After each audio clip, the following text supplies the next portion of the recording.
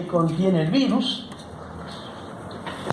Y el gran hito fue en una época terrible, en la que se morían muchísimas personas y sobre todo niños infectados por el virus de la viruela. Esto generó desastres sociales, fue un enorme problema y ahí apareció la capacidad de observación de Edward Jenner, que hizo algo en lo que ustedes no lo deben de hacer, porque en aquel momento fue genial, pero hoy sería un disparate desde el punto de vista de lo que es la experimentación, la ética de la intervención de humanos. Pero fíjense lo que hizo Jenner. Jenner, gran observador, porque estamos hablando del año 1796, hace más de 200 años, con condiciones de laboratorio, de experimentales, extremadamente rudimentarias, pero él observó que algunas vacas tenían lesiones pustulosas también, que se parecían a las lesiones de la viruela. Entonces él pensó, tenía la hipótesis de que el agente que generaba esas lesiones en las vacas podía estar relacionado o ser el mismo, pero tal vez no tan agresivo que el que afectaba a los humanos, porque las vacas no se morían. Entonces, ante la desesperación que se vivía, pero con esa hipótesis que él manejó, tomó inóculos de las lesiones de las vacas y se las administró a niños que tenían el alto riesgo de morirse de viruela como se estaban muriendo.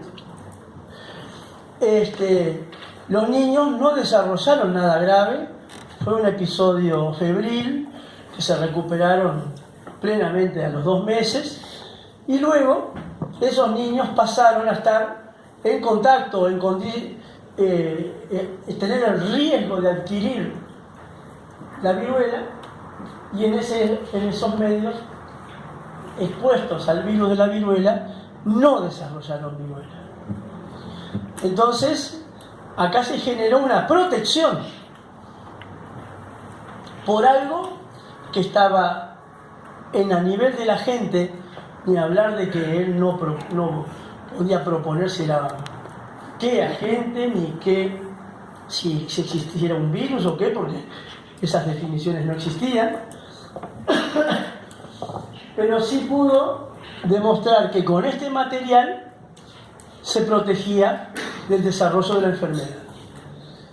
Y por eso se habla de vacunas, porque vino de un vacuno este tipo de cambio histórico para la humanidad. Y a partir de allí, ni hablar que se empezaron con el tiempo a desarrollar vacunas contra la viruela de manera purificada, de composición conocida, y eso llevó a que en el año 1976 la Organización Mundial de la Salud comunica la erradicación de la viruela del planeta. Y con la vacunación se va por muy buen camino en el control, todavía no erradicación, de otras enfermedades, difteria, polio, y hay muchos ejemplos de este tipo extremadamente alentadores, que mejoran la calidad de vida, la sobrevida, que la gente no se muera a los 25 años. Entonces acá tenemos que por procesos infecciosos, me refiero, que eran situaciones corrientes en otras épocas cuando no había ni antibióticos ni había cómo prevenir, era estar librado realmente a la suerte que uno tuviese de cómo defenderse. Entonces, a partir de ahí podemos entrar ahora el curso de las enfermedades, pero ahora vamos a ver el curso de la respuesta inmune.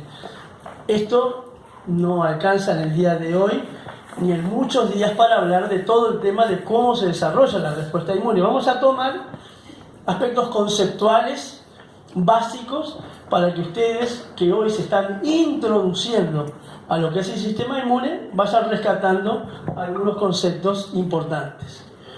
Acá está representado el inicio de una respuesta inmune contra un determinado antígeno, puede ser un patógeno o cualquier molécula aislada, extraña al organismo, se genera una respuesta inicial a la que se llama primaria, una respuesta secundaria ante la segunda exposición al mismo antígeno. Entonces aquí tenemos una respuesta de gran magnitud, muy rápida. Y entonces vamos viendo que respuestas son bien distintas. ¿Respuestas de qué? De producción de anticuerpos que estamos detectando en la sangre. Anticuerpos anti-A, segunda administración de A, esta respuesta. Si acá, en vez de administrar A, lo hacemos con otra molécula distinta, generamos una respuesta igual a la primaria, porque es la primera exposición. Y así entonces vamos viendo que la dinámica de producción de anticuerpos no es lo mismo en una primera, una segunda, una tercera exposición a un antígeno. En la respuesta primaria hay una característica con respecto al tipo de anticuerpos que se generan. Hay un gran predominio de las IgM.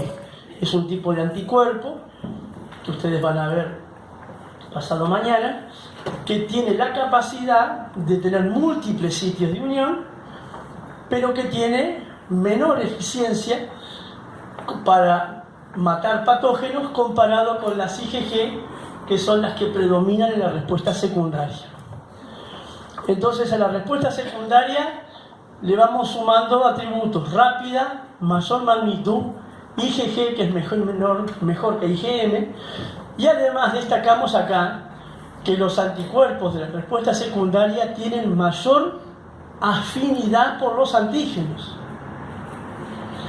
O sea, tienen mejor capacidad de unirse, de quedar neutralizándolos, y eso es porque hay una maduración de la respuesta.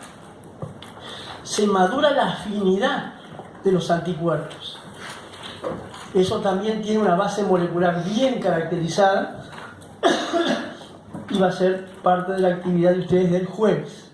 Conocer cómo ocurre este fenómeno de maduración de la respuesta inmune, que es muy importante porque nos va permitiendo que si nosotros vamos a hacer una vacunación, tenemos la posibilidad en un primer intento generar ya una respuesta.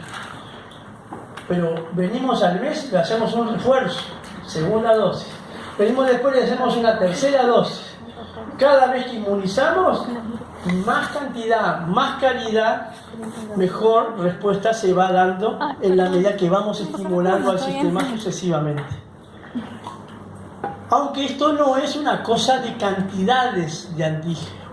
Hay dosis óptimas de antígeno para lograr el efecto deseado. Una dosis excesiva puede ser contraproducente para generar una buena respuesta inmunológica. ¿Van habiendo preguntas? ¿Estamos tranquilos? ¿Bien? Pero no se inhiban en preguntar. Estamos en un ambiente bastante potable para conversar. Así que yo creo que es casi óptimo, no hay gente en el piso, está todo bueno. No, en serio, porque hay veces que hay tanta gente que uno mismo se inhibe de hacer preguntas, pero las dudas que tenga uno, seguramente hay por lo menos 10 que tienen la misma duda, y entonces mejor intercambiar. El sistema inmune, ¿cómo está organizado? Es un funcionamiento horizontal, nada que ver con el cerebro, con el sistema nervioso, que tenemos una organización vertical, sino que aquí tenemos órganos linfoides, que no hay ninguno que sea más que otro, son cualitativos. Sin timo obviamente se complica, pero es centralmente funciones celulares, y ahí vamos a ver claramente hoy que hay una población celular que es determinante, es el jefe de orquesta, llamémosle así, del funcionamiento del sistema inmunológico, sin despreciar a las demás células. Pero desde el punto de vista de la organización importa también que hay elementos que están prontos. a lo que se llaman partes de la inmunidad innata, ya están. No hay que producirlos cuando ingresa un antígeno, ya están, ya pueden actuar. Tenemos la piel, las mucosas. Uno dice, ¿la piel es inmunológicamente relevante? Primero porque si nos cortamos, nos lesionamos la piel, sabemos que hay un riesgo inmediato de infección. Nada más elocuente como para estar viendo lo que está haciendo la piel, porque si la tenemos íntegra, ese riesgo de infecciones no está aumentado.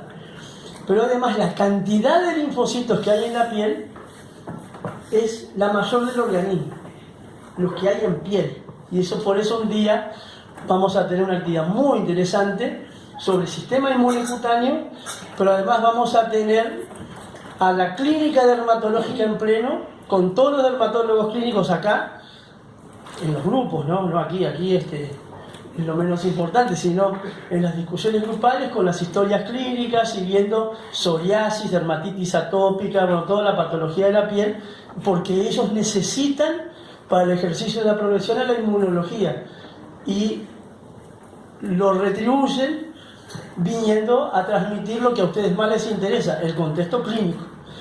La piel es un órgano fundamental, células también del sistema inmune innato, natural killer, células dendríticas, los macrófagos, los granulocitos, todo eso ya está pronto, tienen receptores para detectar patógenos, pero con esto solo muchas veces no alcanza como para controlar a un proceso infeccioso, y el nivel más alto de elaboración del sistema inmune está determinado por la inmunidad adaptativa, la más específica, y donde los grandes protagonistas son los linfocitos, tanto linfocitos T como linfocitos B, que pueden neutralizar, pueden matar, y son los únicos que tienen memoria.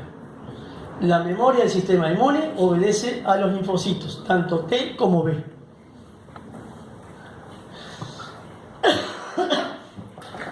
Si nos queremos ordenar para analizar el tema, sirve también clasificar a la inmunidad innata y adaptativa.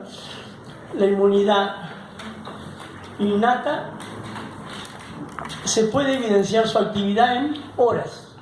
En las primeras horas, como ya están prontas las células para actuar, ya pueden actuar, aquí las tenemos, y luego de días se evidencia la activación y los efectos de la inmunidad adaptativa, siendo fundamentales las señales de instrucción, como decimos, de la inmunidad innata a la adaptativa, porque la calidad de la respuesta innata determinará el tipo y calidad de la respuesta adaptativa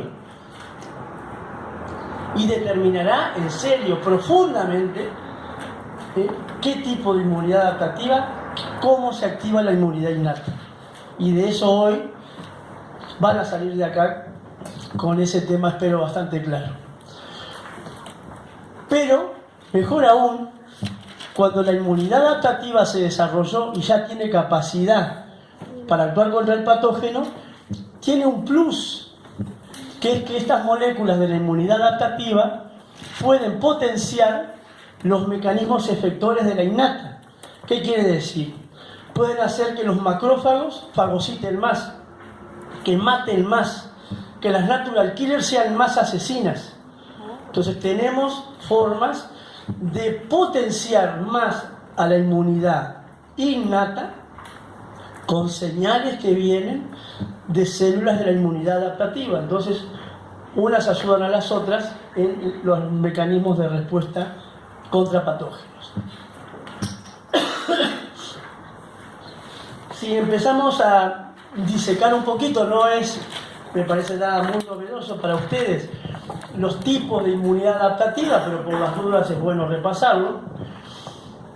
La inmunidad adaptativa tiene un componente humoral, una inmunidad llamada humoral, porque su efecto se evidencia por anticuerpos que están en la sangre, en las secreciones, y esos anticuerpos, proteínas solubles, tiene la capacidad no solamente de neutralizar, sino también de matar. ¿Quién produce los anticuerpos? Los linfocitos B o los plasmocitos diferenciados a partir de linfocitos B. El linfocito B tiene anticuerpos en la superficie, el receptor del linfocito B, los anticuerpos. Si pasamos a hablar, los plasmocitos son células que exportan, liberan, secretan anticuerpos solubles, que no son exactamente idénticos en algunas cosas, si son de linfocito B o de plasmocito, por algunos aminoácidos que ustedes ya van a ver. Tenemos también que la inmunidad celular tiene dos componentes. Lo que hablamos de inmunidad de linfocitos cooperadores o inmunidad celular de linfocitos citotóxicos. Entonces, el cooperador, ¿en qué coopera? Por ejemplo, lo vemos acá. Este es un linfocito cooperador, este es un macrófago. El cooperador le manda señales y le dice al macrófago: matá, comé. Entonces, estimula con moléculas que van a actuar sobre, en este caso, el macrófago. El linfocito T citotóxico, él se encarga de matar, es un profesional de la muerte, tiene moléculas que destruyen células. Y no porque fagocitan, porque el linfocito T, CD8, no sabe fagocitar, mata por un contacto directo, toca a otra célula y la mata. Y también hoy veremos cómo es que lo hace. Si nosotros ahora pasamos a ver estas células de dónde vienen, bueno, los precursores son siempre generados en la médula, pero los linfocitos T incorporan esos precursores que vienen de la médula o del hígado fetal y se da la maduración en el timo. En el proceso de maduración tímica hay una selección extraordinaria. Tan extraordinaria que mueren el 95% aproximadamente de las células que ingresaron. Cada 100 células que entran para ser candidatos a linfocitos T, CD4 o CD8, solo 5% salen con vida. El resto murieron. Entonces, esto va a ser parte también de un día de actividades, conocer este proceso. Ahora simplemente rescatamos que acá salió una población CD4 positiva que es cooperadora. Eso hoy es mentira, porque esta población hoy tendríamos que decir es mayoritariamente cooperadora. Lo que pasa es que hace un tiempo se descubrieron los linfocitos CD4 supresores y entonces, bueno, no es decir los CD4 son los helper, hoy eso es falso. Los CD4 son mayoritariamente helper, pero hay también una población del 5 al 7% en condiciones normales que es supresora de la respuesta inmune. Y tenemos las poblaciones CD8 citotóxicas y una población minoritaria, pero interesante, los linfocitos gamma delta. Si nos preguntamos cómo se activan los linfocitos, tenemos que separar qué ocurre con un linfocito B de uno T. Totalmente distinto. Para un linfocito B, que se precisa lo que se ve. Receptor de superficie, que son anticuerpos. Está el antígeno, y teniendo la célula con sus anticuerpos y el antígeno, ¿qué hay? Proliferación. O sea, se activaron los linfocitos B. Siempre que un linfocito se active, sea T o B, una señal es la proliferación de los linfocitos. Una señal temprana y contundente de que se activaron. Un linfocito nunca se va a poner a proliferar si no fue activado. Es un requisito. Un linfocito en reposo no activo nunca va a proliferar. Entonces, sencillo, linfocito B antígeno específico, proliferación, linfocitos activos. ponemos en el mismo escenario al linfocito T. En vez de anticuerpos, ponemos el receptor T, TCR, que tiene las mismas capacidades de discernir finamente la estructura del antígeno y reconocerlo. Entonces está el antígeno, está el linfocito T con su receptor. ¿Qué pasa? Nada. Imposible. Absolutamente imposible activar a un linfocito T en estas condiciones. ¿Quién me dice algo del por qué?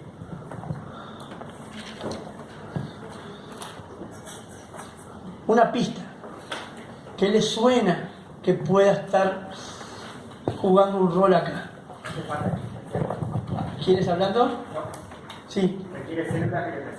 Excelente, excelente. ¿Cómo se llaman esas células? Células presentadoras de antígeno. Perfecto. ¿Y tenés idea cuáles pueden ser?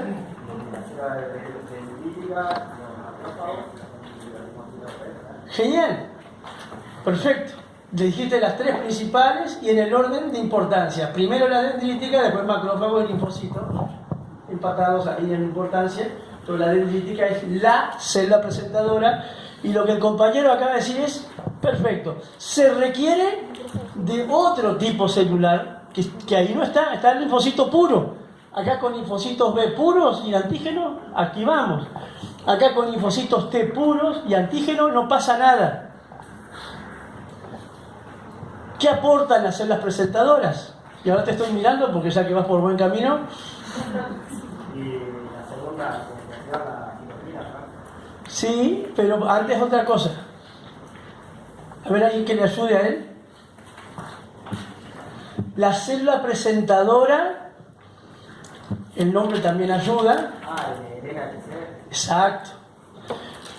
La célula presentadora va a tener moléculas del complejo mayor de histocompatibilidad, HLA en humanos, de manera genérica MHC, y esas moléculas MHC van a ser las que van a ser claves para formar el antígeno. Para que les resulte un poquito más familiar, vamos a verlo en este diagrama. Linfocito TCD4 tiene acá su TCR, pero acá tenemos, ingresa un patógeno, supongamos una célula dendrítica, el patógeno es fagocitado, es degradado, y en esta degradación aparecen péptidos. Los antígenos de los linfocitos T son péptidos. No son glúcidos, no son lípidos, no son es ADN. Todo lo que exista en la naturaleza puede ser un antígeno para un linfocito B, porque los anticuerpos reconocen todo. Los anticuerpos no tienen restricción, puede ser un epítopo conformacional, lineal, de cualquier naturaleza química, para un linfocito B. Para los linfocitos T, el requisito es que sean péptidos. Estos péptidos que se generaron por fragmentación, por eso se habla de procesamiento del antígeno y presentación. El procesamiento es la digestión, luego se asocia con moléculas, esto que está en verde, MHC de clase 2, y aquí vemos que hay una cavidad, que después lo van a ver en detalle en pocos días. Se anclan estos péptidos, o es una interacción de baja afinidad, y entonces el péptido extraño se unió a MHC y el TCR aquí recién encuentra a su antígeno. Esto es recién el antígeno, o sea, patógeno, fagocitosis, degradación, asociación MHC, y pasa a la membrana, pasa al exterior. Lo que había entrado ahora sale. Pero no sale y se suelta, sino que queda en la membrana, y esto es lo que un linfocito T necesita para reconocer nuestra alma. Complicado, pero importante, porque esto que parece que es una restricción, que es una restricción realmente, termina siendo un mecanismo regulador para la eficiencia de la respuesta inmune, para que impacte también en las células que están presentando. Al principio habíamos dicho, la inmunidad innata es clave para activar a la adaptativa. ¿Estamos bien? Pero como la inmunidad adaptativa va a producir cosas que ayudan a la innata, estas interacciones juegan un papel en la eficiencia de las señales. Porque lo que produzca este linfocito activado va a influir mucho en las células presentadoras y en el entorno. Entonces aquí tenemos la activación de un linfocito T a partir de un patógeno exógeno. Linfocito T CD4, MHC de clase 2. MHC de clase 2 lo tienen solamente las células presentadoras de antígeno. Linfocito T CD8. ¿De dónde viene el antígeno? ¿De afuera de la célula? ¿Lo vemos ingresar o no? No. Está de adentro. Y entonces, ¿qué tipo de antígeno puede ser? ¿Correspondiente a qué?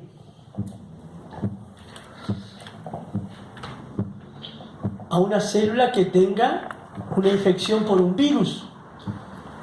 El virus se replica en el interior de la célula.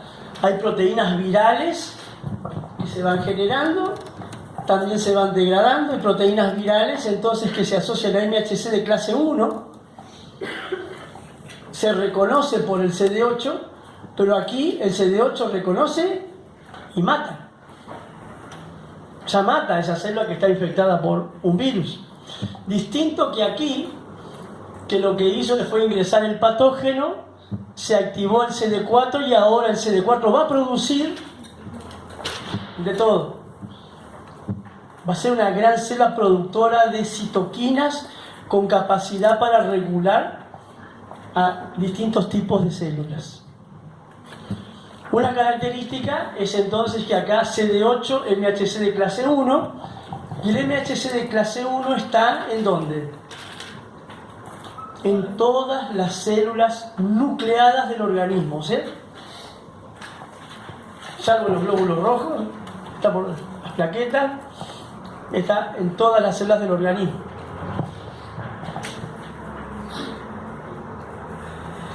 Por lo tanto, para conceptualizar lo que hemos hablado, destacamos: para activar a un linfocito B, ¿qué se requiere? Nada, solo un antígeno. Sin embargo, cuando un linfocito B se activó, el linfocito T puede cumplir un rol importante en la calidad de la respuesta B. Y cuando hablamos hoy de las respuestas inmunes primaria y secundaria, esa respuesta inmune secundaria, gran magnitud, buena calidad de antígenos de buena afinidad, predominio IgG, etc., ahora le ponemos una información adicional. Esa es una respuesta para antígenos proteicos. ¿Por qué?